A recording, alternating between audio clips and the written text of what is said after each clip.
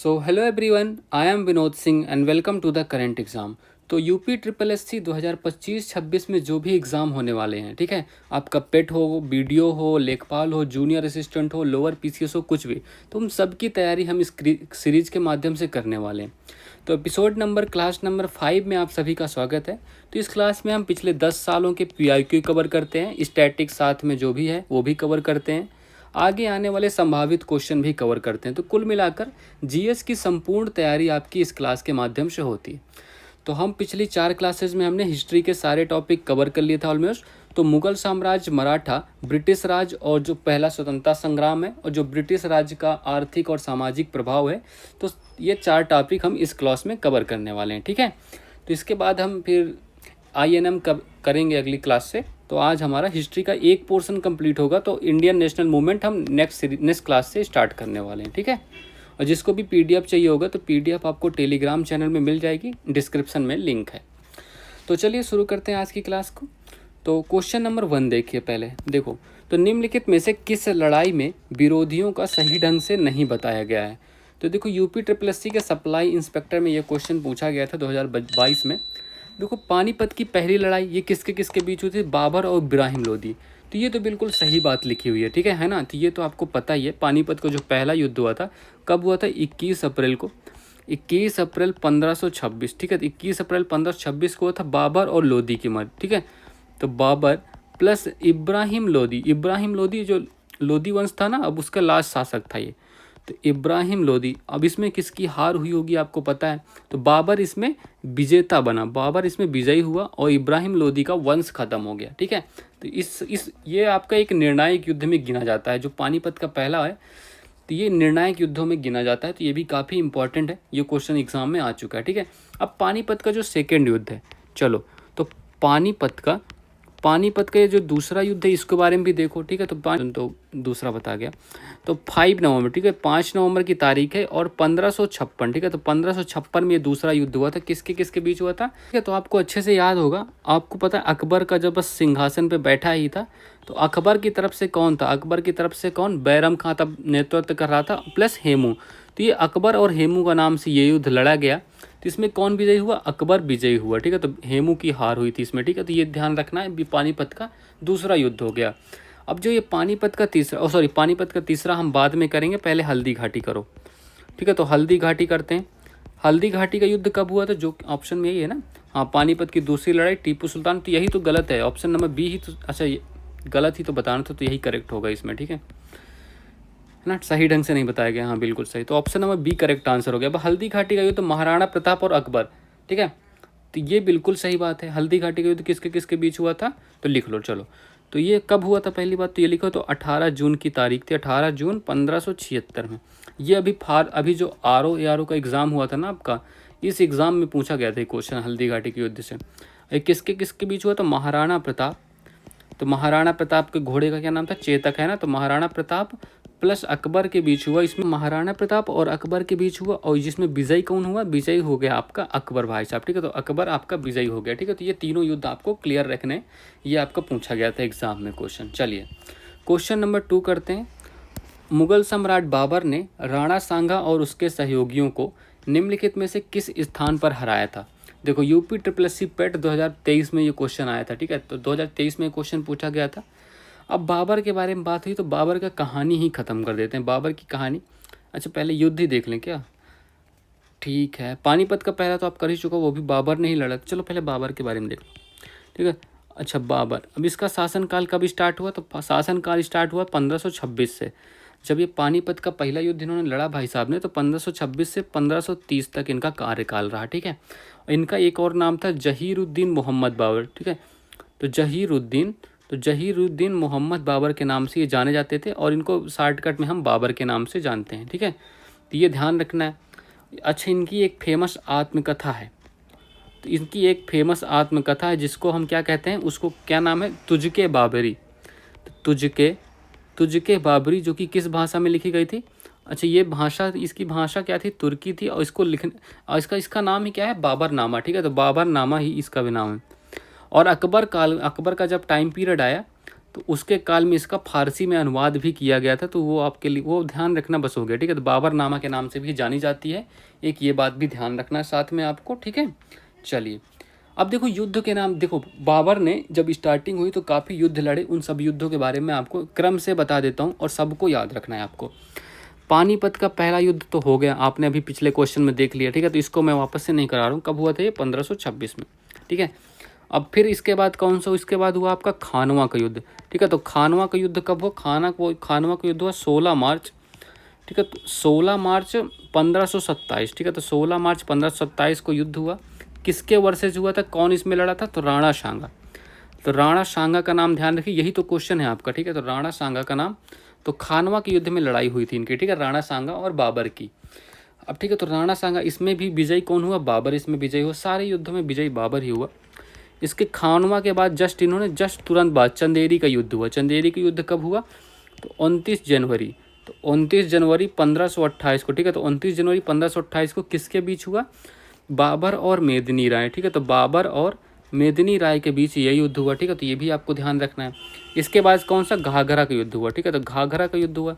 अब घाघरा के युद्ध किसके किसके, 5 मई 1529 को हुआ, ठीक है। तो 5 मई 1529 को किसके साथ, अफगानों के साथ बाबर ने इसमें लड़ाई की। तो इसमें भी अफगान पराजित हुए, ठीक है। बाबर मतलब सारे युद्ध जीतता गया, जो कि एक मतलब मुगल साम्राज्य के शुरुआत की काफ़ी अच्छी मतलब पकड़ बन गई, ठीक है। एक तो ये हो गया, इतनी बातें आपको ध्यान रखना बाबर के बारे में। अच्छा, बाबर ने कुछ थोड़ा काम भी किया, ऐसे युद्ध बस नहीं लड़ता गया। एक तो इसने नूरे अफगान नामक से आराम बाग का निर्माण करवाया, ठीक है। तो नूरे अफगान एक प्रकार का बाग है जिसको हम आराम बाग के नाम से भी जानते हैं। तो नूरे अफगान या आराम बाग का इसने निर्माण करवाया।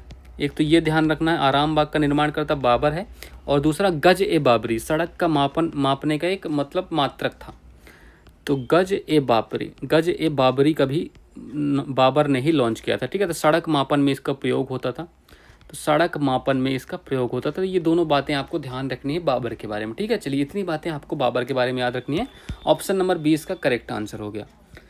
चलिए तो क्वेश्चन नंबर 3, निम्न में से किस शासक की मृत्यु उसके पुस्तकालय की सीढ़ियों से गिरकर हुई थी। तो देखो, एक लेनपुल नाम के व्यक्ति थे, इन्होंने एक टिप्पणी की थी कि एक शासक जिसका जीवन लुढ़कते लुढ़कते ही खत्म हो गया, मतलब लुढ़कते रहा हमेशा और बाद में सीढ़ियों से गिर के लुढ़क कर ही उसकी मृत्यु हो गई। कौन था, उसका नाम लिख लो तुम लोग पहले, हुमायूं, ठीक है। तो हुमायूं भाई साहब के बारे में कुछ चीज़ें जानते हैं हम लोग, ठीक है। चलो हुमायूं के बारे में कवर कर लेते हैं जो भी अपना बचा हुआ है।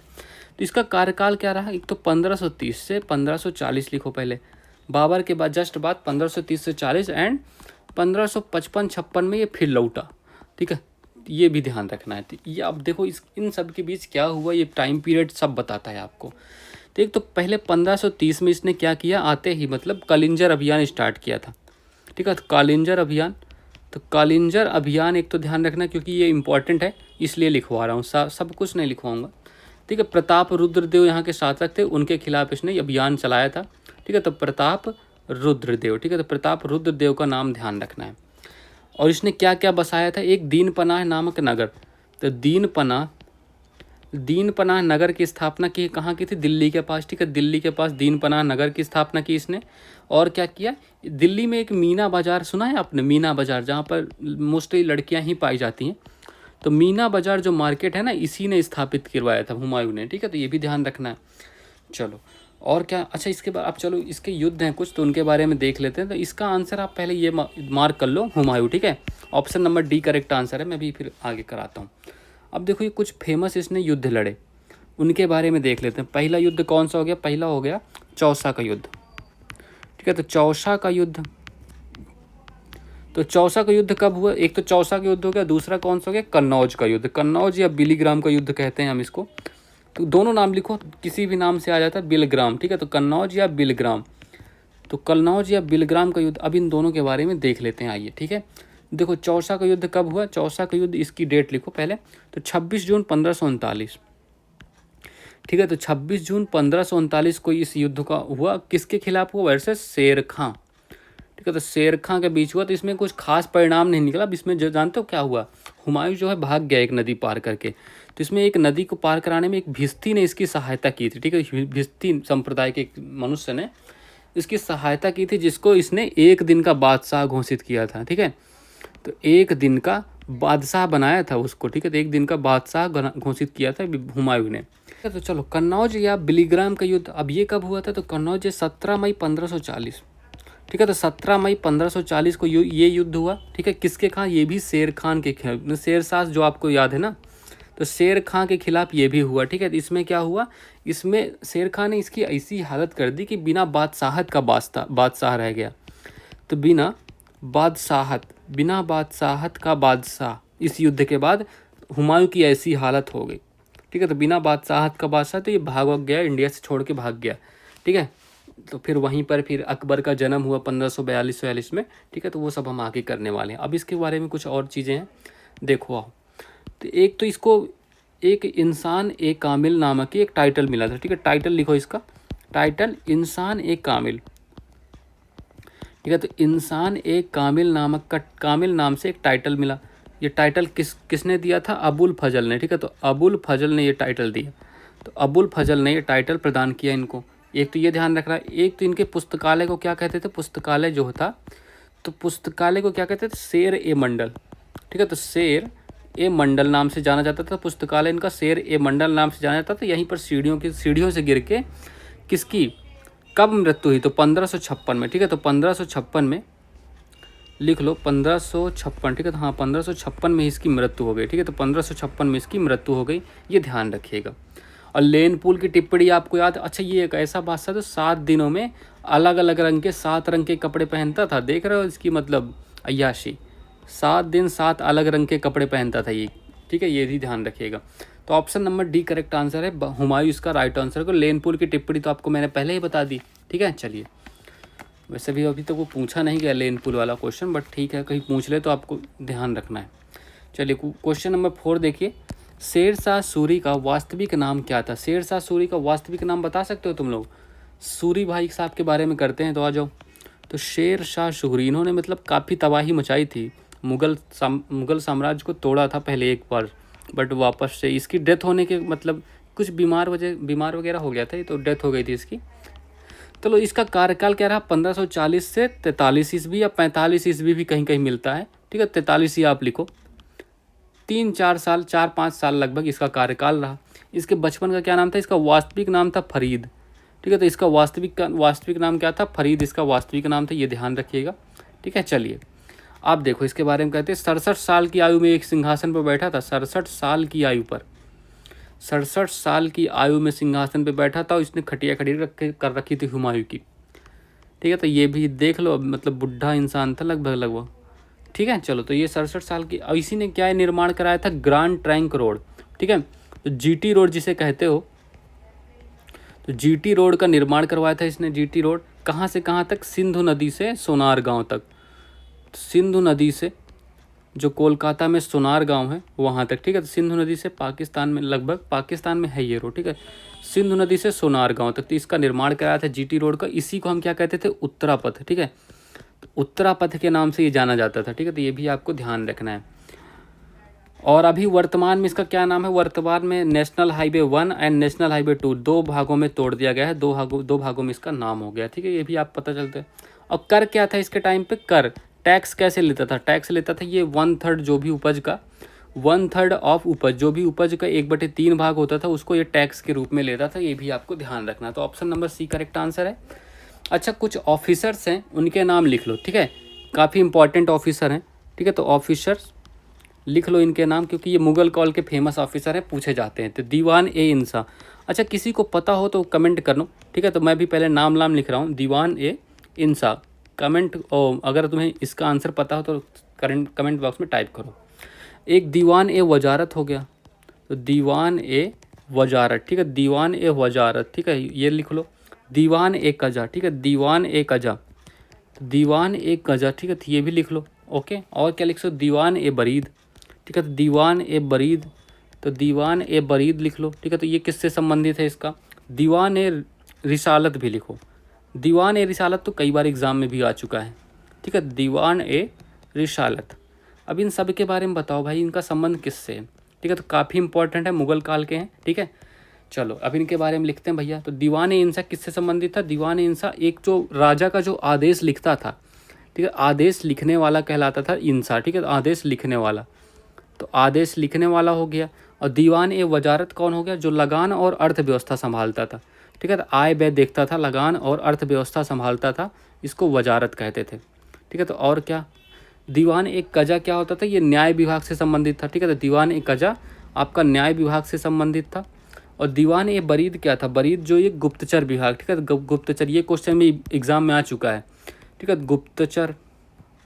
तो गुप्तचर विभाग आपका दीवान ए बरीद, ठीक है, तो गुप्तचर विभाग हो गया। और दीवान ए रिसालत क्या है? विदेशी विभाग, ठीक है, विदेश मंत्रालय, विदेश विभाग के नाम से जाना जाता था, ठीक है, तो ये भी आपको ध्यान रखना है, ठीक है। तो ये दोनों तो एग्जाम में आ चुके हैं, बाकी भी आपको देखना है ताकि ये भी कभी एग्जाम में आते हैं तो आपको कोई दिक्कत ना हो, ठीक है। चलिए क्वेश्चन नंबर 5 देखिए, आ जाइए।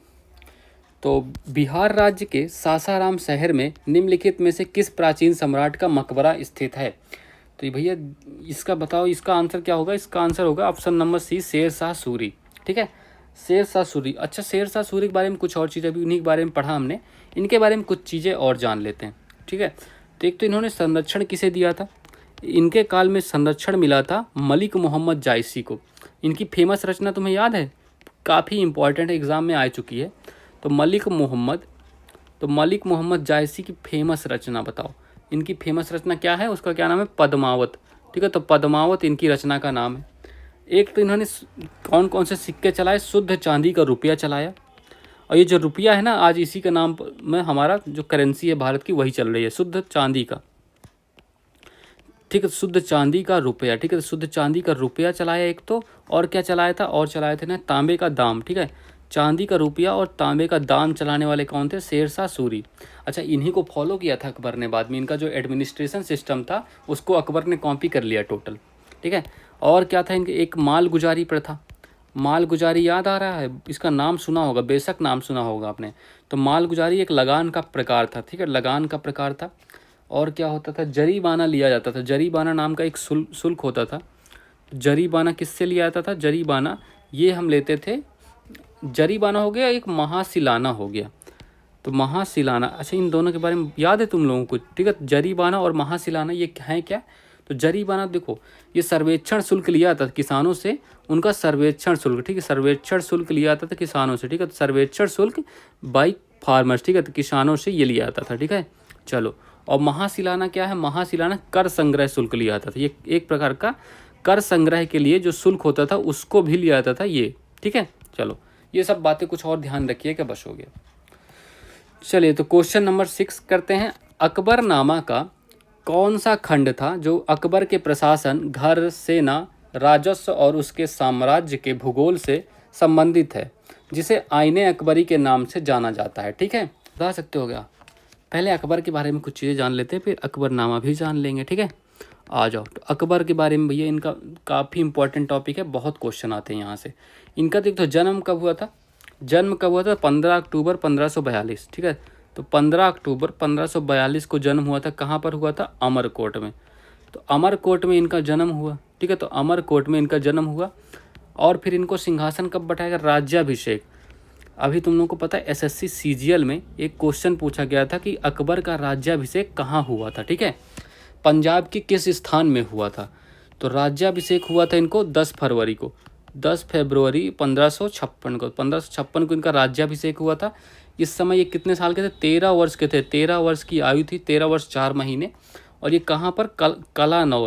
कलानौर नामक स्थान था, कलानौर नामक स्थान था जो कि पंजाब में था। तो इस स्थान पर इनका राज्याभिषेक हुआ था, ठीक है। तो ये ध्यान रखना, किसने किया था? एक ईंटों का सिंहासन बनाया गया था बैरम खां के द्वारा। तो बैरम खां के द्वारा एक ईंटों का सिंहासन था, वहीं पर इनका राज्याभिषेक बैरम खां के द्वारा किया गया था। और बाद में इनको अकबर ने, जानते हो क्या बना दिया? अकबर ने इनको कहा, भैया तुम हमारे वजीर बन जाओ। तो वजीर बना दिया, और 4 साल इनके संरक्षण के अंतर्गत अकबर ने शासन भी किया, ठीक है। और इनको एक उपाधि मिली फेमस, जिसके पर क्वेश्चन भी आ चुका है, खान ए खाना, ठीक है। तो खान ए खाना की इनको उपाधि भी मिली, ये भी ध्यान रखिएगा। अब अकबर की कुछ फेमस विजय हैं, उनको ध्यान लिखिए। अच्छा, पहले तुम लोग यहीं पर कर लो अकबरनामा के बारे में, ठीक है। तो अकबरनामा थोड़ा इंपॉर्टेंट है। अकबरनामा देखो, यहाँ पर जगह नहीं है, आगे स्लाइड में करते हैं, ठीक है। चलो पहले विजय ही कर लो। इसने कहाँ कहाँ अपने विजय अभियान चलाए? तो विजय अभियान देखो, एक तो पहला हो गया गोंडवाना, ठीक है, तो गोंडवाना ध्यान रखो। तो गोंडवाना विजय कब हुई थी? गोंडवाना विजय इनकी 1564 ईस्वी में, ठीक है, तो 1564 ईस्वी में गोंडवाना विजय। फिर चित्तौड़गढ़ की विजय, ठीक है, तो चित्तौड़ विजय कब हुई थी? 1568 में चित्तौड़ विजय हो गया। और फिर कलिंजर अभियान इन्होंने भी चलाया, ठीक है, तो कलिंजर अभियान कब हुआ था? 1570 में, 1570 में कलिंजर अभियान हो गया। फिर कौन सा? मारवाड़ विजय, ठीक है, तो मारवाड़ विजय कब हुआ? ये भी 1570 में ही हुआ। फिर एक फेमस कौन सा? हल्दी घाटी का युद्ध, ठीक है, तो हल्दी घाटी का युद्ध ये भी आपको पता रखना है, ये कब हुआ था? 1576 में, ठीक है, तो ये 1576 ध्यान रखिएगा, बस हो गया। महाराणा प्रताप के साथ हुआ था, पहले ही क्वेश्चन में तो इसका आंसर हमने किया था। अब देखो ये तो हो गया, ठीक है, तो ये तो विजय हो गई। अच्छा, एक और इनका फेमस काम है अकबर भाई साहब का। देखो जयमल और फत्ता का नाम सुना है आपने? तो जयमल एंड फत्ता की मूर्तियाँ इन्होंने हाथी के ऊपर रखवाई थी। क्यों? क्योंकि इनके साथ ये युद्ध किया था अकबर ने और काफ़ी प्रभावित हुआ था इनकी विजय, मतलब इनके शौर्य से। जयमल एंड फत्ता, ठीक है, जयमल फत्ता की, ठीक है, जयमल फत्ता की मूर्तियाँ आगरा के किले के गेट पर, ठीक है, तो आगरा किले के गेट पर इनकी मूर्तियाँ रखवाई थी, ठीक है, तो ये अब ध्यान रखिएगा ये भी। चलो इतना तो हो गया। अब आते हैं हम अपने अकबरनामा पर, ठीक है, तो अकबरनामा के बारे में देखते हैं। आओ चलो, तो अकबरनामा को समझते हैं। एक तो इसको 3 पार्ट में इसकी रचना हुई, 3 पार्ट में रचना हुई, ठीक है, तीनों पार्ट इंपॉर्टेंट हैं और तीसरा पार्ट तो बहुत ज़्यादा इंपॉर्टेंट है। तो पहले पार्ट में क्या आया था? पहले पार्ट में अकबर के पूर्वजों के बारे में बात कही गई, ठीक है, और दूसरे पार्ट में जब अकबर 1601-2 तक, 1601 और 2 तक, ठीक है, 1601 और 2, ठीक है, 1601-2 तक जो शासन काल किया तब उसके बारे में जानकारी मिलती है, शासन काल जो था। और तीसरे में क्या था? तीसरे का नाम था आईने अकबरी, ठीक है, तीसरे का नाम था आईने अकबरी। और इसमें क्या था? इसमें जानते हो, इसमें प्रशासन और सेना के बारे में था, प्रशासन और सेना। तो प्रशासन एंड सेना के बारे में था, आईने अकबरी में पूरी जानकारी मिलती। तो यही क्वेश्चन आया था। अभी देखो ये किस में पूछा गया था? ये पेट में पूछा गया था ये क्वेश्चन। एक तो पेट, घर, प्रशासन, राजस्व, संप्रदाय, भूगोल, ठीक है, और ये भी RO के एग्ज़ाम में जो भी हाल ही में हुआ था RO के एग्ज़ाम, उसमें भी पूछा गया है अभी, ठीक है, तो ये क्वेश्चन काफ़ी इंपॉर्टेंट है। अब अकबरनामा की रचना किसने की थी? तो अबुल फजल, ठीक है, तो अबुल फजल ने अकबरनामा की रचना की थी, अबुल फजल। और किस में की थी? फारसी भाषा में, ठीक है, तो फारसी भाषा में अबुल फजल की रचना की, अबुल फजल ने इसकी रचना की थी, ये ध्यान रखिएगा, ठीक है, इतना याद रखिए बस। चलिए, तो ऑप्शन नंबर कौन सा? तीसरा खंड था, तीसरा, option number C correct answer है, ठीक है। चलिए क्वेश्चन नंबर 7, अकबर के नवरत्न के बारे में इनमें से कौन सा सही ढंग से मेल नहीं खाता? अब अकबर के नवरत्न के बारे में बताओ भाई, क्या सीन है? देखो, तो अबुल फजल वह अकबर के वजीर थे और अकबर के शासनकाल में अकबरनामा के लेखक थे, बिल्कुल सही बात है। राजा मान सिंह वह अकबर के वित्त मंत्री थे, बिल्कुल गलत बात है। वित्त मंत्री कौन थे? वित्त मंत्री थे भैया, तो वित्त मंत्री कौन थे? फाइनेंस मिनिस्टर कौन थे? बताओ भाई, फाइनेंस मिनिस्टर कौन थे? राजा टोडरमल, ठीक है, तो राजा टोडरमल, ठीक, तो राजा टोडरमल फाइनेंस मिनिस्टर थे, इन्हीं को वित्त मंत्री कहा जाता था इनको। और किस लिए जाना जाता था? दीवान-ए-अशरफ, ठीक है, तो दीवान-ए-अशरफ नामक डिपार्टमेंट के हेड थे। इसका काम क्या था? इसका कारण था भूमि सुधार करना, ठीक है, तो भूमि सुधार के लिए जाना जाता है इनको। अकबर काल, इनका भी क्वेश्चन पूछा गया था SSC CGL में कि ये राजा टोडरमल क्या थे? अकबर के वित्त मंत्री थे, विदेश मंत्री थे, क्या काम करते थे? ये क्वेश्चन भी CGL ने पूछा था, ठीक है। चलो, तो ऑप्शन नंबर ये गलत हो गया, तो यही सही हो। क्या गलत पूछा है? तो ऑप्शन नंबर B ही सही हो गया। अच्छा, राजा मान सिंह ना, इनको राजा की उपाधि अकबर ने ही दी थी, ठीक है, ये ध्यान रखिएगा। अब्दुल रहीम खान खाना वह कवि थे और अकबर के भरोसेमंद देखभाल करने वाले बैरम खान के पुत्र, बैरम खान के पुत्र थे, बिल्कुल सही बात है, ये भी करेक्ट आंसर। मुल्ला दो प्याजा वह मुगल सम्राट अकबर के मुख्य सलाहकारों में से एक थे, ये भी सही है। अच्छा, इनका नाम मुल्ला दो प्याजा जानते हो क्यों पड़ता? क्योंकि इनको दो प्याजा नामक की एक डिश थी, बहुत पसंद थी, तो अकबर ने इनका नाम मुल्ला दो प्याजा रख दिया, ठीक है। तो ऑप्शन नंबर 20 का करेक्ट आंसर है। और कौन कौन से फेमस इनके नवरत्नों में से थे? एक तो हो गए, और कौन से थे? बीरबल थे, है ना, बीरबल हो गया, तानसेन हो गए, बीरबल, तानसेन, और कौन से? तानसेन और फैजी। इनके काल में रामायण महाभारत का खूब अनुवाद हुआ है ना, फैजी। चलो, ये सब ध्यान रखिएगा। क्वेश्चन नंबर 8 देखिए, अकबर ने अपने दरबारी संगीतज्ञ के रूप में किसे नियुक्त किया था? अभी तो हमने किया इसके बारे में, मियाँ तानसेन, ठीक है, तो मियाँ तानसेन को दरबारी संगीतज्ञ थे अकबर काल में, ठीक है, तो ये ध्यान रखिएगा, ऑप्शन नंबर B करेक्ट है। ओके, अब कुछ जानते हैं और इसके बारे में, आ जाओ। अच्छा, तानसेन का जन्म कहाँ हुआ था? तानसेन का इनका जन्म हुआ था ग्वालियर में। जन्म इनका कहाँ? ग्वालियर में हुआ था। ठीक है, जन्म इनका ग्वालियर में हो गया। और क्या याद रखोगे? इनको संगीत सम्राट के नाम से जाना जाता था, संगीत सम्राट के नाम से जाना जाता था। एक तो ये बात भी ध्यान रखना है। और इनको टाइटल कौन सा मिला था? ठीक है, टाइटल इनको मिला था एक, वो लिख दो, कंठाभरणवाड़ी। अच्छा, पूरा लिखो एक बार फिर पढ़ना। कंठाभरण, तो कंठाभरणवाड़ी, ठीक है, तो कंठाभरणवाड़ी बिलास, इस नाम से जाना जाता था इनको। ठीक है, ये टाइटल इनको मिला था, कंठाभरणवाड़ी बिलास। तानसेन जी को ये टाइटल मिला था। ठीक है, चलिए अब आते हैं अकबर काल का जो प्रशासन था उसके बारे में थोड़ा थोड़ा जान लेते हैं। जगह है अपने पास? कम है थोड़ा, चलो इधर ही का यहीं करते हैं, आ जाओ। तो अकबर काल का जो प्रशासन था, आओ चलो प्रशासन के बारे में देखते हैं। अकबर काल का प्रशासन कहाँ कैसे था? एक तो अकबर ने, जानते हो, एक दहशाला पद्धति स्टार्ट की थी, है ना? तो दहशाला पद्धति, अब ये क्या है सर? इसमें क्या होता था, 10 साल का जो लास्ट 10 ईयर है, तो लास्ट 10 ईयर का औसत लिया जाता था, एवरेज जो उपज होती थी उसी के अकॉर्डिंग इनसे टैक्स वसूला जाता था। उसका जो 1/3 भाग होता था, 1/3 भाग एज अ रेवेन्यू मतलब कलेक्ट किया जाता था। ठीक है, तो ये पता होना चाहिए। और प्रशासन में ही जानते हो भूमि को 3 भागों में बांटा गया, सॉरी 4 भागों में। भूमि को 4 प्रकार से बांटा गया। पहला, एक तो पोलज हो गया, दूसरा परौती हो गया। ठीक है, परौती, तो दूसरा हो गया परौती। तीसरा कौन सा? तीसरा क्या? चाचर। तीसरा हो गया चाचर। ठीक है, तीसरा चाचर हो गया। चौथा कौन सा? बंजर। तो ये, रुक जाओ यार, थोड़ा ऐसे जगह कम पड़ जाएगी फिर। ठीक है, चौथा हो गया बंजर। ठीक है, चौथा बंजर हो गया। अब इनमें बांटा गया। अब ये कैसे? पोलज जिसमें प्रत्येक साल खेती होती है, एवरी ईयर। ठीक है, तो एवरी ईयर खेती होती है। और परौती 1-2 साल का गैप। ठीक है, परौती में क्या होता है? 1 से 2 साल का गैप होता है, 1 से 2 साल का गैप होता है।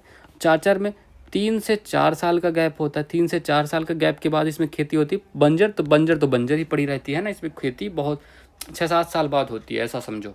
ठीक है, ये ध्यान रखिएगा। और एक वर्ड और इसमें यूज किया गया था, पारती।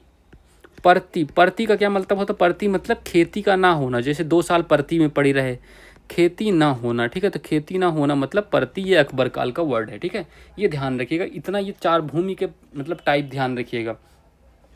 एक तो ये हो गया। और क्या क्या अकबर के काल में हुआ था? एक, चलो अकबर के काल की कुछ और बातें लिखो। सिकंदरी गज, देखो अब सिकंदरी गज इसका नाम आपने पहले सुना है कभी? देखो, अकबर ने जानते हो टोटल कॉपी पेस्ट किया है शेरशाह सूरी का। ठीक है, तो सिकंदरी गज एक माप तौल का मतलब पैमाना था, माप तौल के लिए। तो कई जगह इसको मिलता है कि अकबर ने इसको लागू किया था, बट सबसे पहले इसको शेरशाह ने। मैं लिख देता हूँ यहाँ पर शेरशाह है। आप अगर दोनों ऑप्शन दोनों नाम ऑप्शन में है तो आप शेरशाह कमेंट कीजिएगा, बस हो गया। ठीक है, तो शेरशाह ने इसको स्टार्ट किया था। तो शेरशाह, ठीक है, शेरशाह ने, अरे यार क्या ही लिख रहा हूँ, देख रहे हो?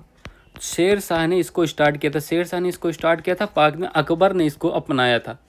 अकबर ने भी इसको टोटल डिट्टो अपना लिया। ठीक है, तो ये ध्यान रखिएगा। और एक तो जब्ती प्रणाली लॉन्च हुई थी, जब्ती प्रणाली स्टार्ट करने वाला कौन था? टोडरमल था। टोडरमल जो अकबर का वित्त मंत्री था, है ना, टोडरमल, ये ध्यान रखिएगा। टोडरमल के द्वारा मनसबदारी पद्धति, ये भी ध्यान रखना है, मनसबदारी। तो मनसबदारी पद्धति ये किसने स्टार्ट कर दी? तो मनसबदारी पद्धति ये भी अकबर ने। इसमें क्या होता था? दर्जा या मनसब दिया जाता था लोगों को। ठीक है, जो लोग थे दर्जा या मनसब से उनको नवाजा जाता था। जो राजा मानसिंह थे ना, उनको 7,000 मनसब दिया गया था। अब इसमें क्या होता है? इससे क्या जात निर्धारित होती थी, जात और सवार।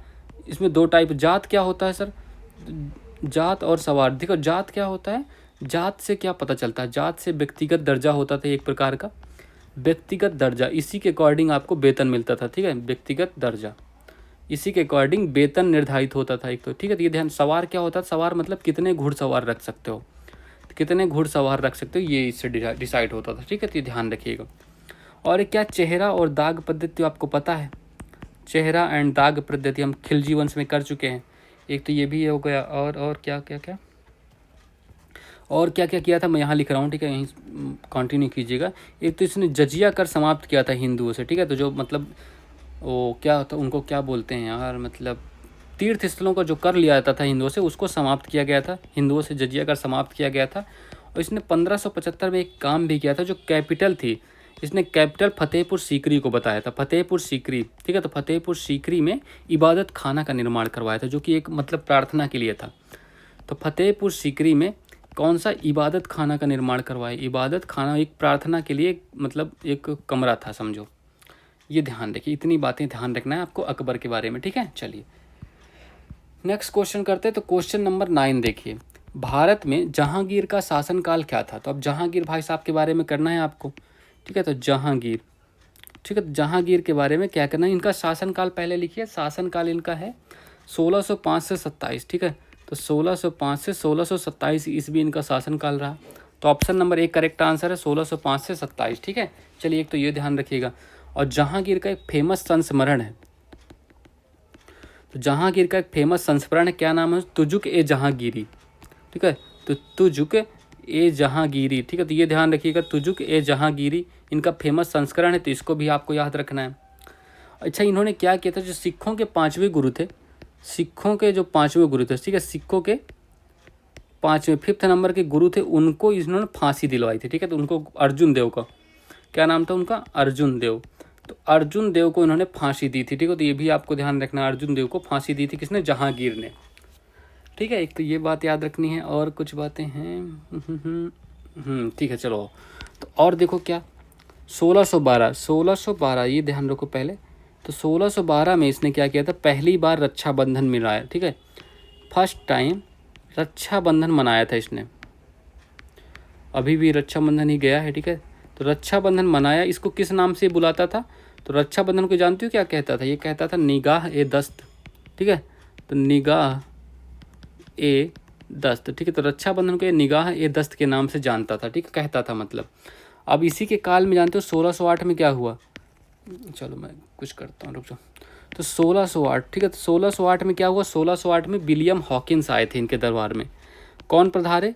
विलियम हॉकिंस, ठीक है। विलियम हॉकिंस पधार गए इनके दरबार में, ठीक है। तो किस लिए आए थे?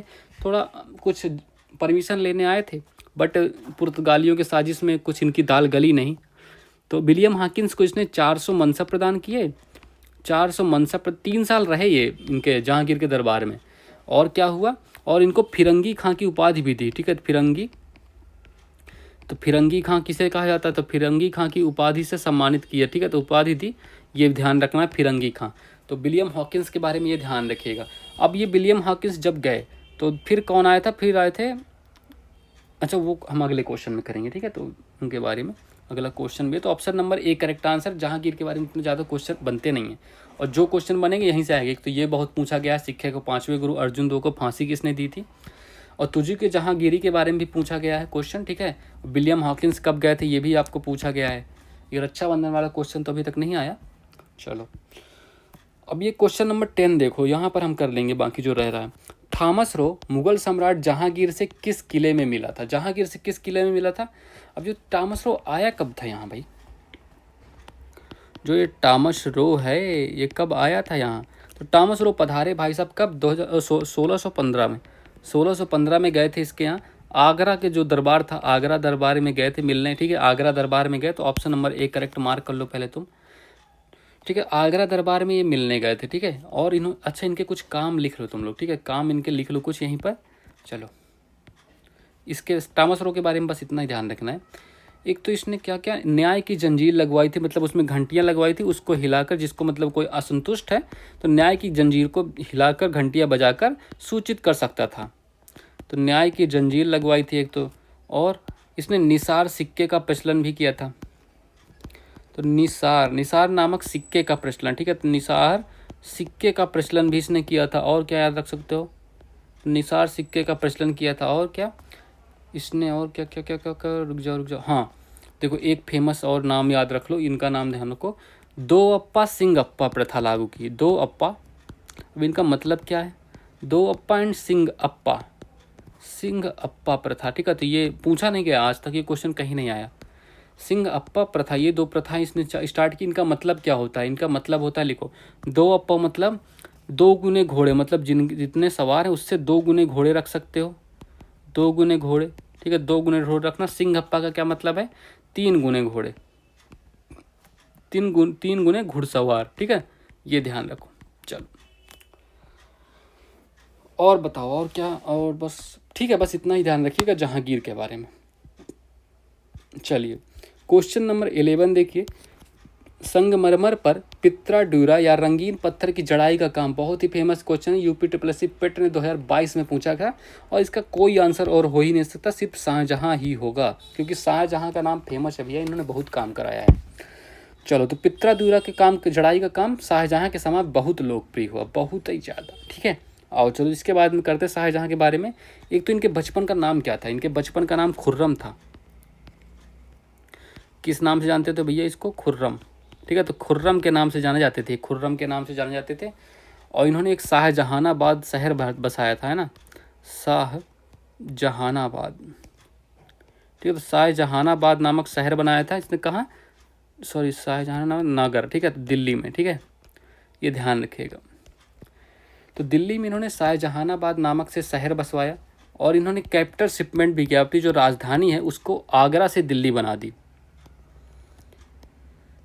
ठीक है। तो राजधानी को आगरा से दिल्ली स्थानांतरित कर दी, ये भी ध्यान रखिएगा साथ में, ठीक है, आगरा से दिल्ली स्थानांतरित कर दी। अब चलो इनका कुछ, इनको जानते हो, इनके कार्यकाल को जानते हो क्या कहते हैं?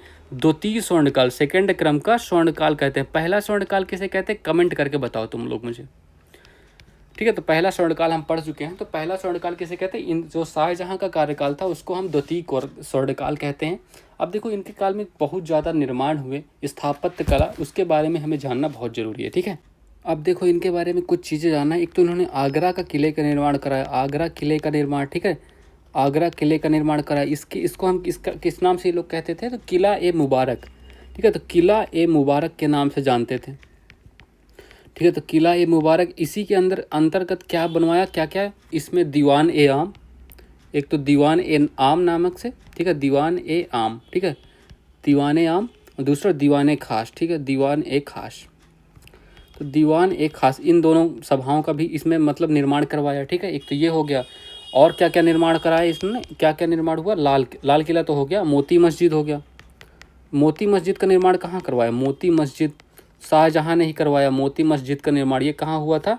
मोती मस्जिद का निर्माण आगरा में, ठीक है, तो मोती मस्जिद आगरा हो गया। और कौन सा निर्माण करवाया? मोती मस्जिद हो गया, जामा मस्जिद, ठीक है, तो जामा मस्जिद का नाम ध्यान रखना, जामा मस्जिद कहाँ? दिल्ली, ठीक है, जामा मस्जिद दिल्ली में हो गया। और क्या है, एक तो इन्होंने क्या और क्या किया था? ताजमहल तो आप पता ही है, ताजमहल।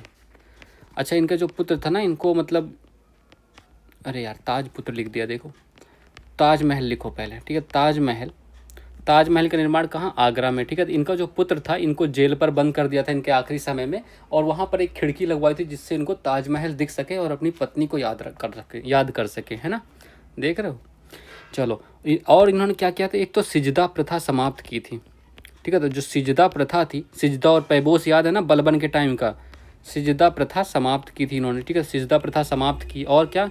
हिंदुओं पर तीर्थ यात्रा कर पुनः स्टार्ट किया, जो हिंदू थे हिंदू पर तीर्थ यात्रा कर पुनः लगाया, तीर्थ यात्रा कर, ठीक है, तीर्थ यात्रा कर पुनः लगा दिया, ठीक है, तो पुनः स्टार्ट कर दिया। और चिंतामणि मंदिर जो कि अहमदाबाद में है, ये भी लिख लो, ये चिंतामणि मंदिर, तो चिंतामणि मंदिर जो कि कहाँ? अहमदाबाद में है, ठीक है, तो अहमदाबाद में इसका जीर्णोद्धार कराया, तो अहमदाबाद में ये मंदिर है, इसका जीर्णोद्धार कराया, ये भी ध्यान रखना, ठीक है, साथ में। तो इतनी बातें आपको शाहजहां के बारे में याद रखनी है, इसी से क्वेश्चन आ जाएगा और ऑप्शन नंबर डी आपको तुरंत मार्क कर लेना है, ठीक है। चलिए तो क्वेश्चन नंबर 12 करते हैं, आइए। जजिया फिर से लगाने वाला मुगल शासक का नाम क्या था? तो ये देखो पेट में पूछा गया था 2022 में, तो जजिया फिर से लगाने वाला कौन होगा वो दुष्ट? औरंगजेब, है ना। तो ये हिंदुओं पर ये कर लगता था, इसने बहुत मतलब ये कट्टर मुस्लिम था, ठीक है। तो Aurangzeb option number B correct answer हो गया, इसने बहुत हत्याएं की, ठीक है। देखो औरंगजेब के बारे में देखते हैं, तो औरंगजेब का असली नाम क्या था? आलमगीर, तो औरंगजेब का असली नाम था आलमगीर नाम था, ठीक है, तो ये ध्यान रखिएगा। इसने और क्या क्या कराया? जो नौरोज फेस्टिवल था, नौरोज और झरोखा दर्शन को समाप्त कर दिया, ठीक है, झरोखा दर्शन नहीं होता था जो खिड़कियों से देखा जाता था, झरोखा दर्शन समाप्त कर दिया, ठीक है। तो एक तो ये इसको एबॉलिश कर दिया। और क्या याद रख सकते हो? ये देखो फेमस बात है, जजिया कर पुनः लगाया हिंदुओं पर, ठीक है, तो जजिया कर जो हिंदुओं पर लगता है, जजिया कर पुनः लगा दिया। अकबर ने बंद किया था, है ना, याद है ना, जजिया कर पुनः इसने लगाया, ठीक है, ये ध्यान रखिएगा। और क्या किया इसने, फतवा आलमगीरी एक नाम प्रथा स्टार्ट की। क्या है, फतवा आलमगीरी, ठीक है, तो फतवा आलमगीरी प्रथा स्टार्ट कर की इसने, ठीक है, तो ये भी ध्यान रखिएगा। चलिए राइटिंग तो समझ आ रही होगी आपको, ठीक, चलो। और क्या क्या क्या क्या इसको हम, अच्छा औरंगजेब को जानते हो किस नाम से जानते थे, इसको हम जिंदा पीर कहते थे, ठीक है, जिंदा पीर के नाम से जाना जाता था, जिंदा पीर, ठीक है, तो ये ध्यान रखिएगा, जिंदा पीर के नाम से जाना जाता था।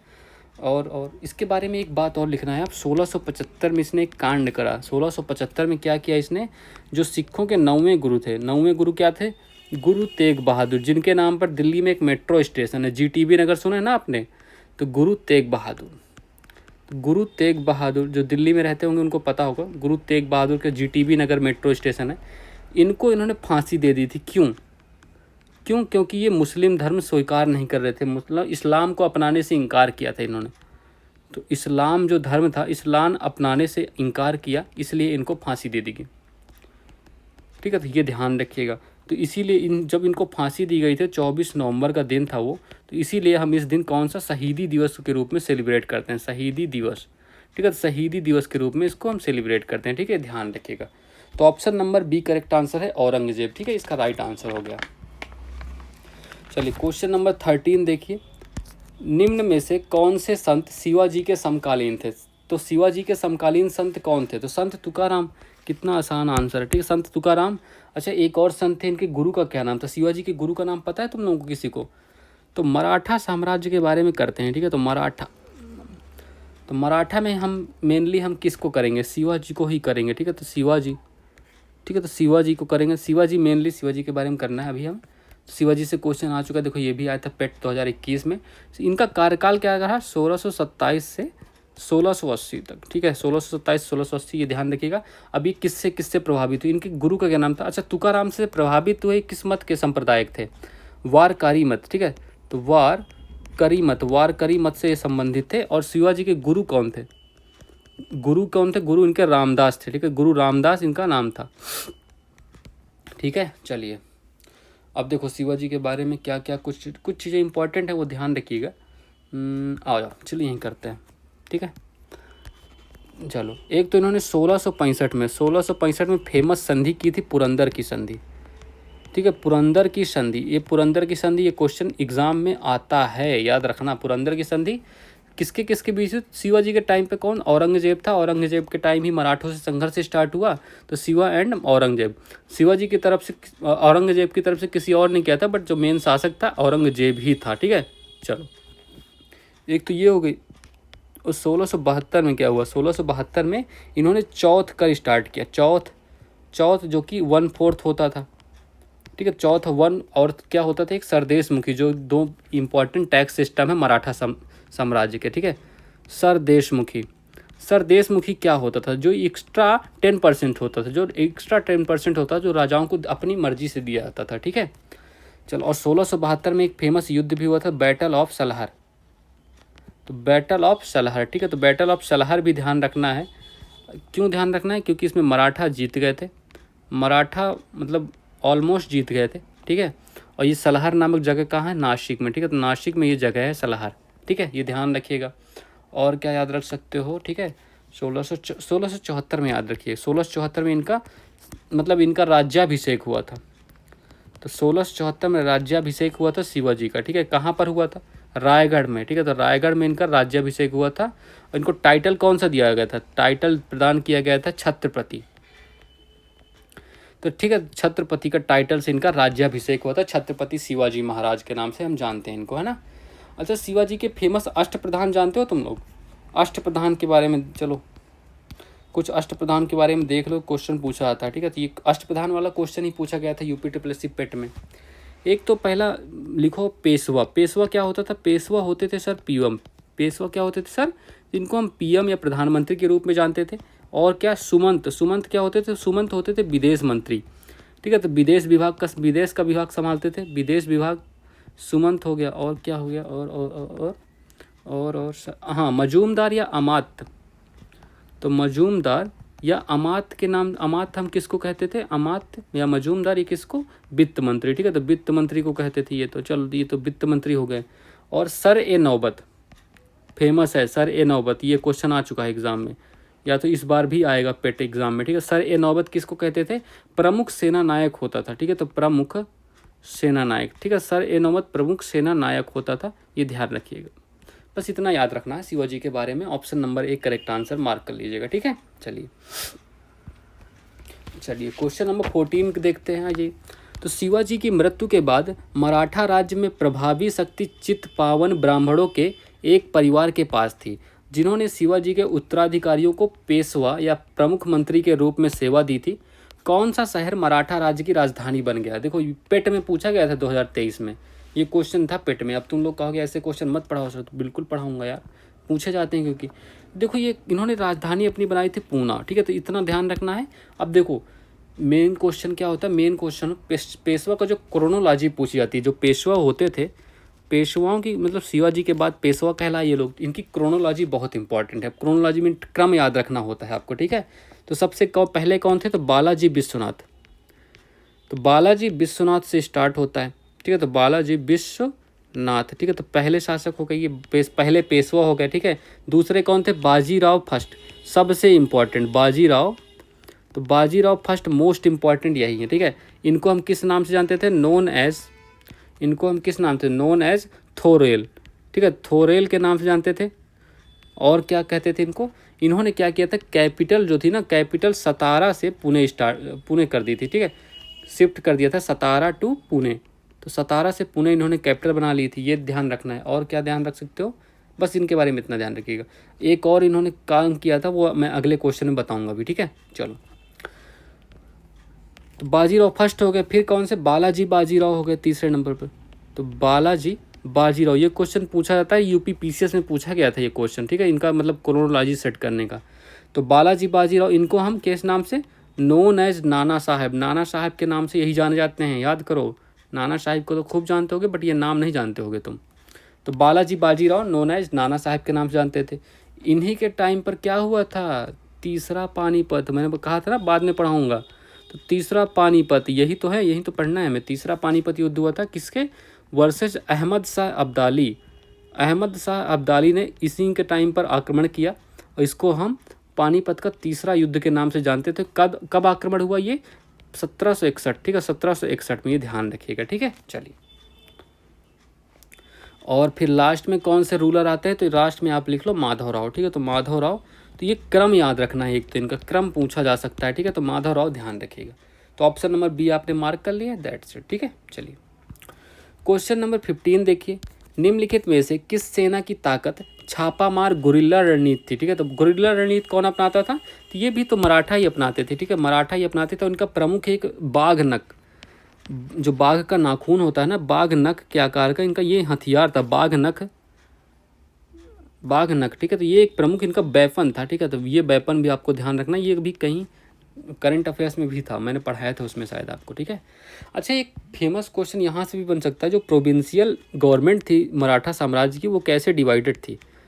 तो प्रोविंशियल गवर्नमेंट के बारे में थोड़ा देख लेते हैं, मान लो पूछ लिया तो। देखो टॉप पे कौन थे? टॉप पे तो आपके प्रोविंसेस ही रहे होंगे, ठीक है। तो टॉप पे आपके प्रोविंसेस थे, जिनको हम प्रांत के नाम से जानते थे, ठीक है। प्रांत के नाम से जानते थे। यहाँ का हेड कौन होता था? यहाँ का हेड कौन होता? चलो हेड अभी बताऊंगा। उसके बाद कौन होते थे? प्रोविंसेस के बाद आता था आपकी तरफ, ठीक है। तरप्स होते थे, ठीक है। तरफ के बाद फिर कौन आता था? तरफ के बाद आता था स्मॉलेस्ट यूनिट, कौन सी थी? मौजा, ठीक है। तो ये ध्यान रखना, ये 3 यूनिट ध्यान रखनी। अब इनके हेड देख तो बताता हूँ, चलो। तो जो प्रोविंसेस या प्रांतों के हेड होते थे उनको क्या कहते थे? सूबेदार। तो उनको कहते थे सूबेदार, ठीक है। तरफ के हेड कौन से होते थे? हेडेड बाई हवलदार। तरफ के हेड होते थे हवलदार, तरफ के हेड होते थे। मौजा के हेड क्या होते थे? मौजा ये सबसे लोवेस्ट यूनिट थी। यहाँ के हेड तो नहीं मेंशन, बट ये स्मॉलेस्ट यूनिट है, इसलिए आपके लिए इंपॉर्टेंट है, ठीक है। तो स्मॉलेस्ट यूनिट, चलो इतना ध्यान रखना है। प्रोविंशियल गवर्नमेंट इस प्रकार से डिवाइडेड थी मराठा साम्राज्य में। चलिए, तो option number A correct answer है। क्वेश्चन नंबर 16 देखिए। निम्नलिखित मराठा सरदारों को उनके क्षेत्रों के अनुसार मिलान करें। अब देखो ये जो सिस्टम है ना, इस सिस्टम लाने वाला कौन था? तो इसको क्या कहते थे? सिस्टम ऑफ कॉन्फिडेरेसी, इसको कहते थे, जो ये सिस्टम आपको दिख रहा है क्वेश्चन में, तो इस सिस्टम ऑफ कॉन्फेडरेसी के नाम से जाना जाता था।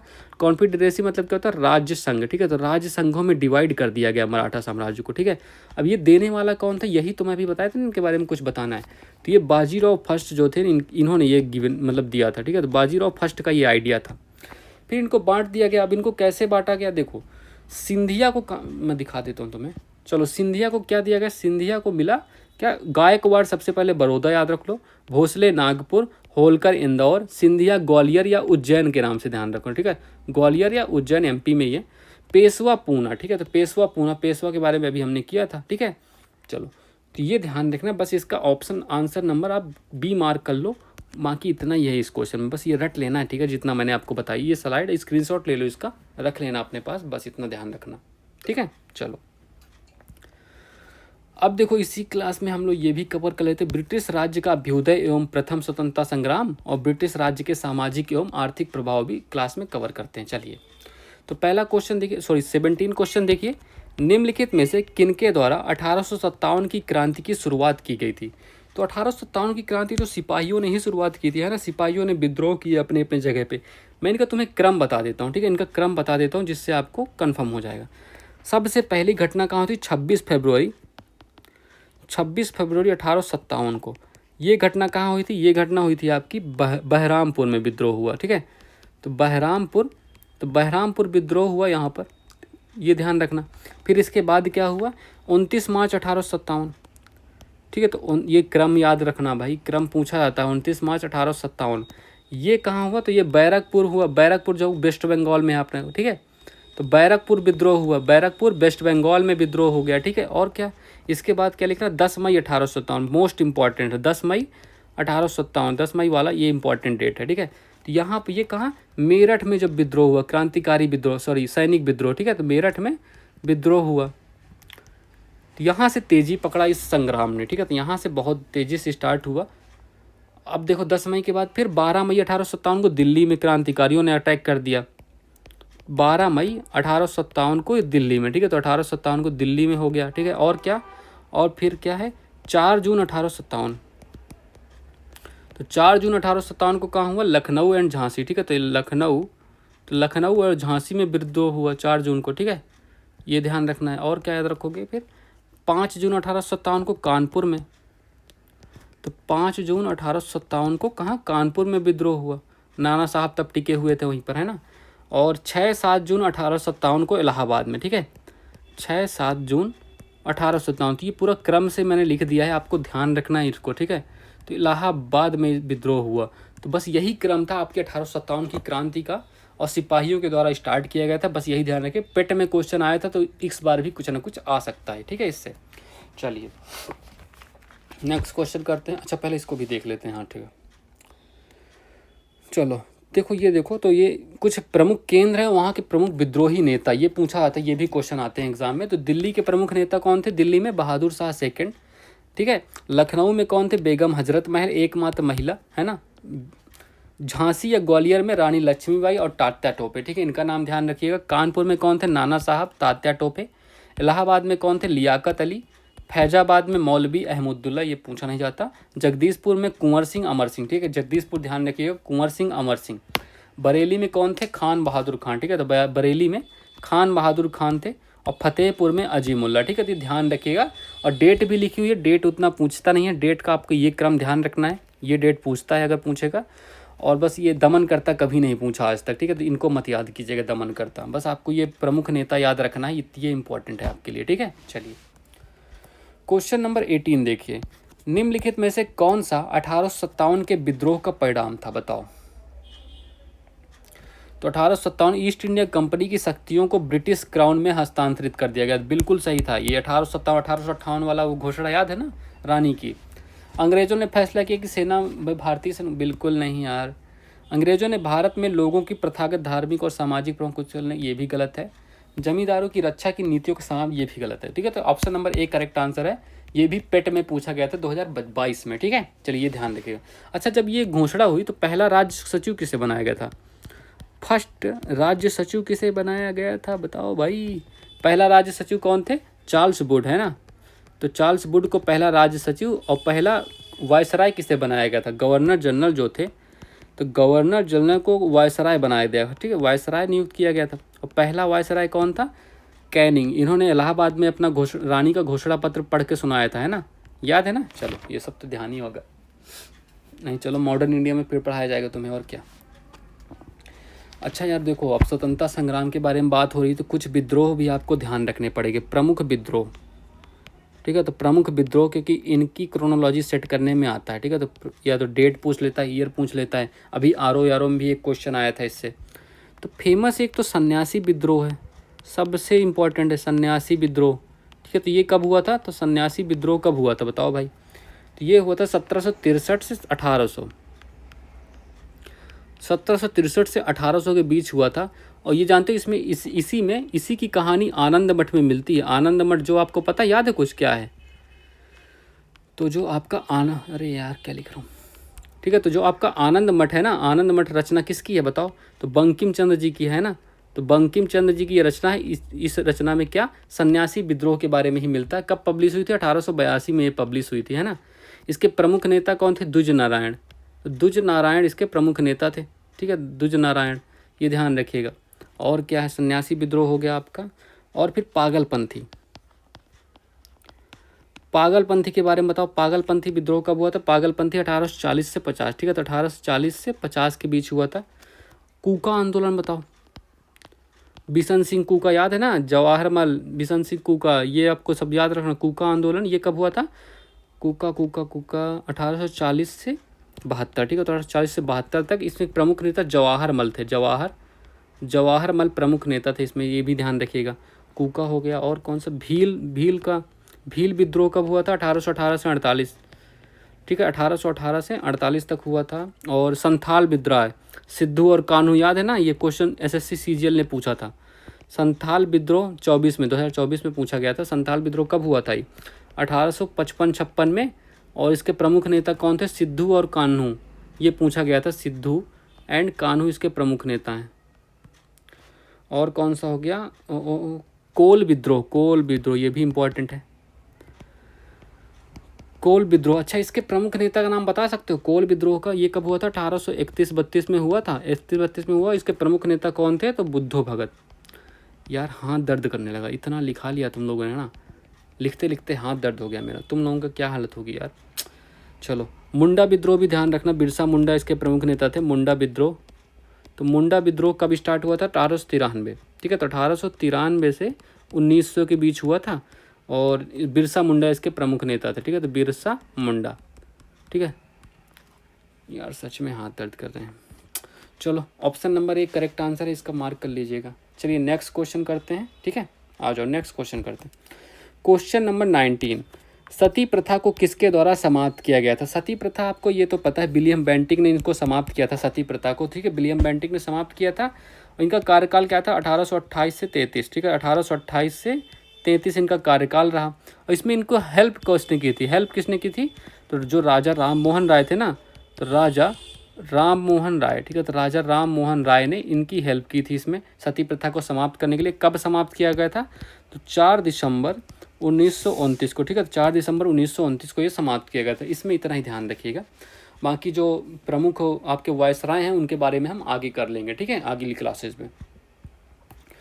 क्वेश्चन नंबर 20 देखिए, तो स्थायी बंदोबस्त सबसे पहले शुरू किया गया था। स्थायी बंदोबस्त सबसे पहले कहाँ? ये बंगाल और बिहार में शुरू हुआ था। अब इनके बारे में हमें जानना जरूरी है, ठीक है। चलो पहले आओ यहीं पर देख लेते हैं, स्थायी बंदोबस्त के बारे में यहीं देख लेते हैं, ठीक है। अच्छा स्थायी बंदोबस्त तुम्हें पता है किसने स्टार्ट किया था? जो भू राजस्व, अच्छा इसी पेज में करते हैं, आप पूरा इसी में कर लेते हैं। भू राजस्व व्यवस्था है ना, तो भू राजस्व जो अंग्रेजों के काल की भू राजस्व व्यवस्था के बारे में देखना है, आ जाओ। चलो अब कौन कौन सी व्यवस्था है? एक तो पहला कौन सा हो गया? पहला हो गया आपका स्थायी बंदोबस्त, ठीक है। तो पहली स्थायी बंदोबस्त, ठीक है। तो पहली व्यवस्था हो गई स्थायी बंदोबस्त, ठीक है। दूसरा कौन सा हो गया? दूसरा रैयतवाड़ी, तो रैयतवाड़ी हो गई दूसरा। तीसरा कौन सा है? तीसरा महालवाड़ी, ठीक है। तो महालवाड़ी हो गया। अब इन तीनों के बारे में कर लेते हैं क्या सिस्टम है, यहीं पर एक साथ कर लेते हैं ख़त्म, ठीक है। चलो तो अब स्थायी बंदोबस्त इसको लॉन्च करने वाला कौन था? कॉर्नवालिस, ठीक है। तो कॉर्नवालिस इसको लाने वाला था। स्थायी व कार्नवालिस लाया था, कब लाया था इसको?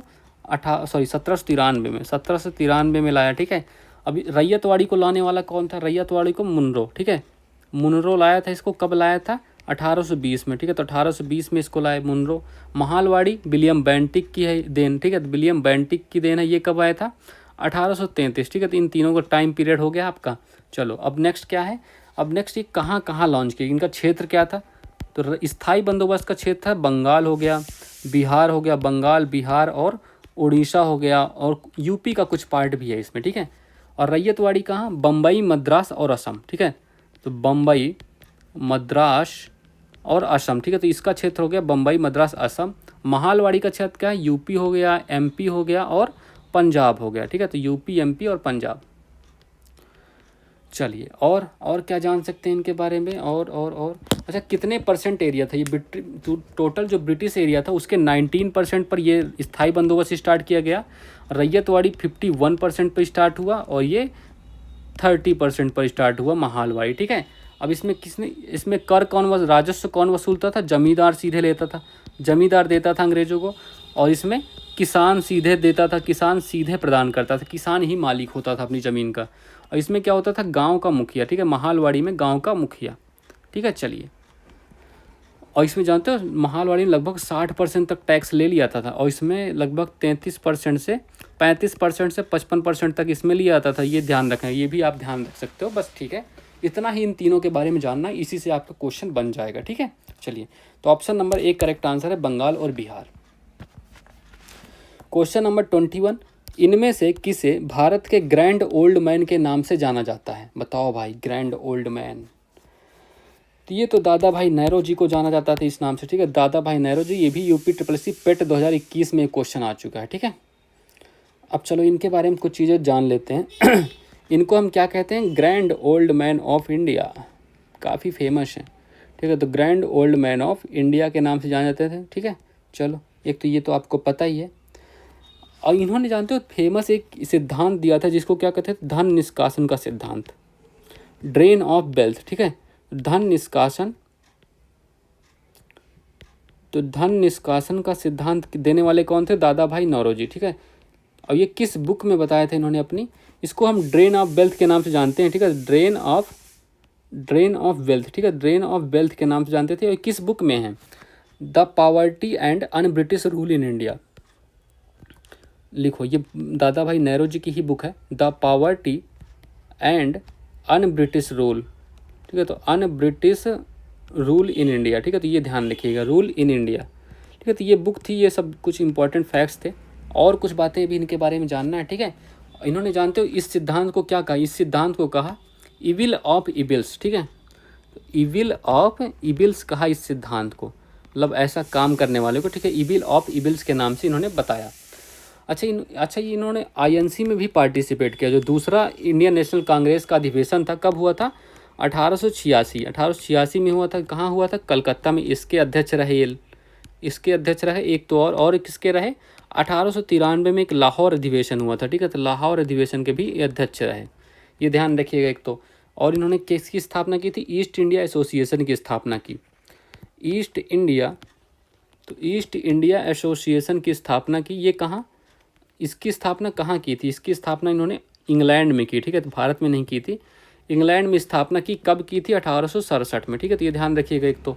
और भारतीय सुधार समिति की भी स्थापना की इन्होंने, तो भारतीय सुधार समिति, ठीक है। तो भारतीय सुधार समिति की स्थापना। तो ये कुछ बातें आपको ध्यान रखनी है, ठीक है, इनके बारे में। तो ऑप्शन नंबर आपने मार्क कर लिया, ऑप्शन नंबर 1 करेक्ट आंसर है। चलिए, क्वेश्चन नंबर 22 देखिए। तो निम्न का मिलान करें। तो ब्रह्म समाज, भैया बताओ भाई, ब्रह्म समाज का संबंध किससे है? तो राम मोहन राय से है, ठीक है। तो ब्रह्म समाज का राम मोहन राय से हो गई। रामकृष्ण मिशन किससे? स्वामी विवेकानंद से हो गया, ठीक है। और आर्य समाज दयानंद सरस्वती, सत्यशोधक ज्योतिबा राव। तो कौन सा? Option number B correct answer है। अब देखो, इन सब के बारे में जानना है आपको, ठीक है। ऐसे आप देख लेते हैं, ठीक है। तो कौन क्या क्या नाम बताया मैंने? एक तो राजा राम मोहन राय हो गए, राजा राम मोहन राय, ठीक है। तो राजा राम मोहन राय हो गए। और दूसरे कौन से हैं? दूसरे हो गए विवेकानंद जी, ठीक है। तो विवेकानंद का नाम, ठीक है, विवेकानंद भी ध्यान रखिए। और फिर कौन है? फिर दयानंद सरस्वती।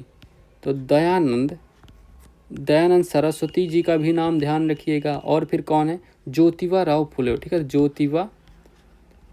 ज्योतिबा राव फुले। अब इनके बारे में थोड़ा थोड़ा जान लेते हैं जो एग्जाम के दृष्टिकोण से इंपॉर्टेंट है, ठीक है। चलिए आइए, तो पहले करते हैं राजा राम मोहन राय के बारे में, ठीक है। आप तो इन्होंने देखो, इनको हम क्या कहते हैं, इनको जो राजा की उपाधि मिली है ना, राजा की उपाधि किसने दी है, अकबर सेकंड ने। अकबर जो सेकंड है, इसने, अरे क्या समझ नहीं पाओगे तुम लोग लगता है, अकबर द्वितीय ने इनको ये उपाधि दी थी, राजा की उपाधि, ठीक है। इनको हम युगदूत के नाम से जानते हैं, युगदूत या पुनर्जागरण का पिता के नाम से जानते हैं, ठीक है। पुनर्जागरण के पिता, पुनर्जागरण पिता, ठीक है। तो इस नाम से जानते हैं, ये तो आपको पता ही होगा।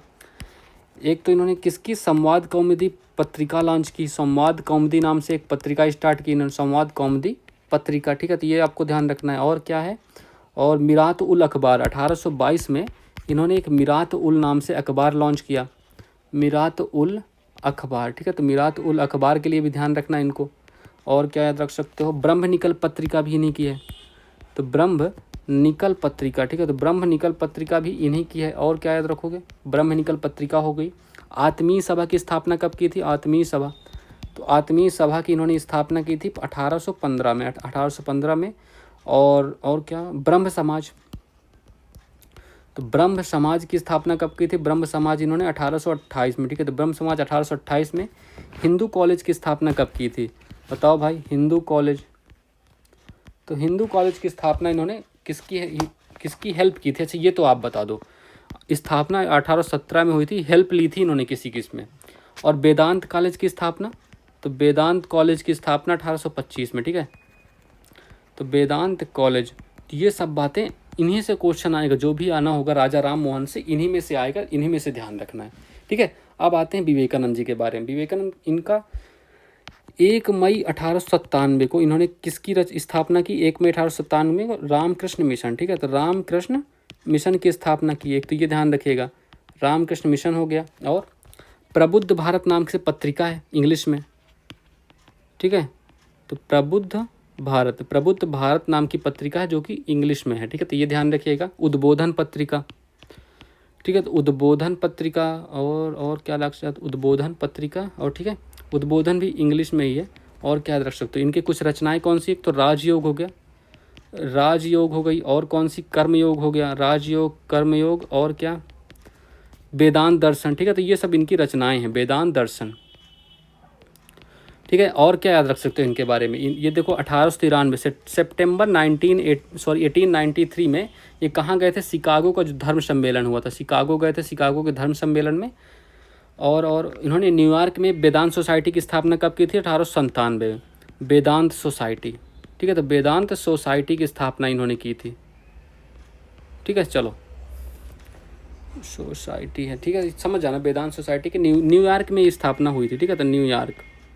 चलो, अब दयानंद सरस्वती के बारे में देखो। दयानंद सरस्वती के बारे में क्या है देखोगे, इनका बचपन का नाम क्या था, मूल शंकर इनका नाम था। 1875 में इन्होंने आर्य समाज की स्थापना की, तो आर्य समाज, ठीक है। तो आर्य समाज की स्थापना ये 1875 में, ठीक है। तो 1875 में आर्य समाज की स्थापना। सत्यार्थ प्रकाश भी इन्हीं की रचना है, सत्यार्थ प्रकाश भी इन्हीं की रचना है। वेदों की ओर चलो इन्होंने नारा दिया, ठीक है। तो वेदों की ओर चलो इन्होंने नारा दिया। और क्या दिया, और 1882 में गौरक्षणी सभा, ठीक है। 1882 में गौरक्षणी सभा, ठीक है। तो गौरक्षणी सभा की स्थापना की। और क्या क्या क्या क्या क्या, इन्हें भारत का मार्टिन लूथर कहा जाता है, तो भारत का मार्टिन लूथर के नाम से जाना जाता है इनको, ठीक है। तो सिर्फ इतना ही आएगा, अगर इन चारों में से इससे ज़्यादा कुछ नहीं आएगा, मैं बता रहा हूँ, बस इतना ही याद कर लो, यहीं से क्वेश्चन आना है, ठीक है। और ये क्वेश्चन तो पक्की बात है इस स्लाइड से, ठीक है। ज्योतिबा राव फुले के बारे में बताओ, तो ज्योतिबा राव फुले सत्यशोधक समाज की स्थापना, याद है ना, ये सत्यशोधक समाज की स्थापना, ठीक है। सत्यशोधक समाज की स्थापना हो गई। और 1848 में इन्होंने क्या किया था, 1848 में पहला बालिका कॉलेज की स्थापना, फर्स्ट बालिका कॉलेज, ठीक है। तो फर्स्ट बालिका विद्यालय की स्थापना की, ठीक है। तो ये ध्यान रखिएगा। और क्या याद रख सकते हो, 1873 में गुलामगिरी की स्थापना, 1873 में गुलामगिरी, तो गुलामगिरी की स्थापना की 1873 में। और इन्होंने तृतीय रत्न नाम का इनका एक नाटक प्रसिद्ध है, तृतीय रत्न, ये एक प्रकार का इनका नाटक है, ये भी इन्हीं से संबंधित है, ध्यान रखिएगा। ठीक है, चलिए, so that's all for this class. अच्छा, ये अभी कुछ देख लीजिए, कुछ इनका आंसर आप कमेंट बॉक्स में टाइप कीजिएगा। ठीक है, चलिए, तो भारत की पहली रेलगाड़ी किस वर्ष और किन 2 स्थानों के बीच चलाई गई? तो इसका आंसर कीजिएगा, जो भी आपको सही लगे तो कमेंट में टाइप कर दीजिए। और भारत में सबसे पहली जनगणना किस वर्ष हुई थी और किसके काल में हुई थी, उनका नाम भी लिखना। ठीक है, वायसराय कौन थे उस टाइम पे, तो ये सब कमेंट कर दो अपने आंसर। ठीक है, जो भी आपको सही लगे। चलिए, so that's all for this class. Please यार लाइक कर देना, बहुत टाइम लगता है ये सब करने में। ठीक है, तो लाइक कीजिएगा, शेयर कीजिएगा, सब्सक्राइब कीजिएगा। ठीक है, तो बहुत मेहनत है इस क्लास के पीछे, तो आप थोड़ा अप्रिशिएट कर सकते हो। So all the best, have a good day and thank you everyone.